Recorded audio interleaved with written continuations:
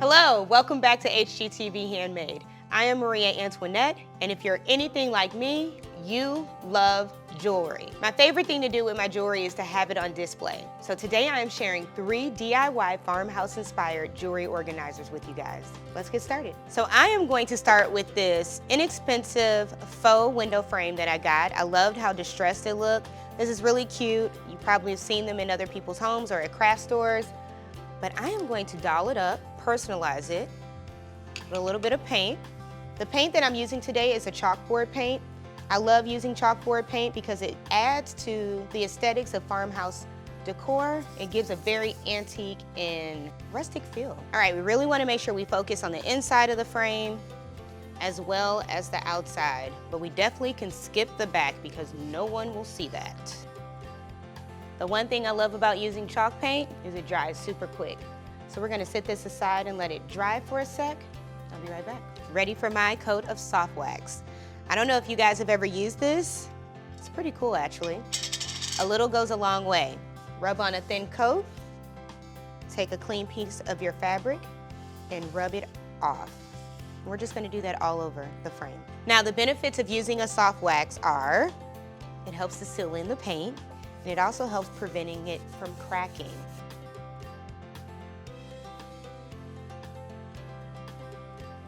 So there's no dry time on this since I wiped everything off. Now we're gonna go ahead and start adding our chicken wire. Now if you've ever worked with chicken wire, be very careful with the unfinished ends. They are very sharp. So take your time unwinding it. All right, we're gonna flip it over to the unfinished side, measure out how much we'll need, apply a little pressure to get it to straighten out. Make sure that it's going to the edge of the frame. Once you have everything measured out, you're going to go ahead and secure it down with your staple gun.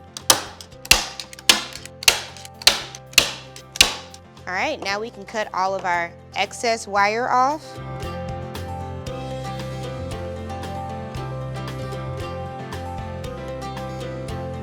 I'm gonna go back and check to make sure that all sides and corners are secure because we do not want this to be pushed through on the other side when we're hanging our jewelry on it.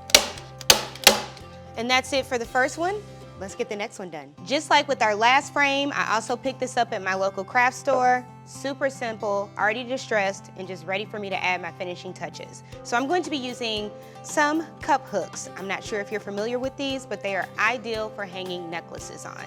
At the top, I'm going to do 5, and on the bottom, I'm going to do 6. You can use a ruler, you can eyeball it. It doesn't have to be perfect. Remember, the jewelry is going to be the statement piece for this. Perfect. So on the top, I did 2-inch spacing. You can simply take these by hand.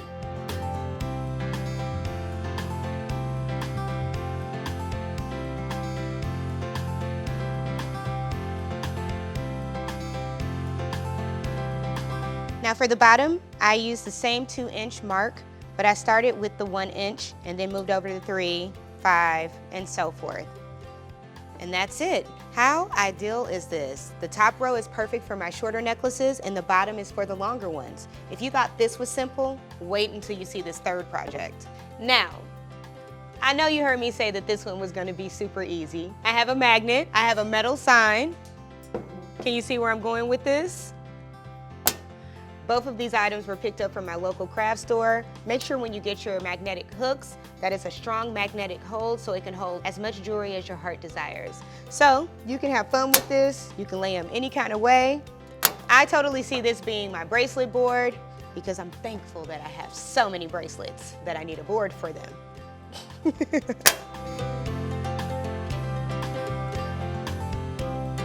So, do you have any crafty jewelry hacks? How do you organize your jewelry? Comment down below, I would love to hear from you.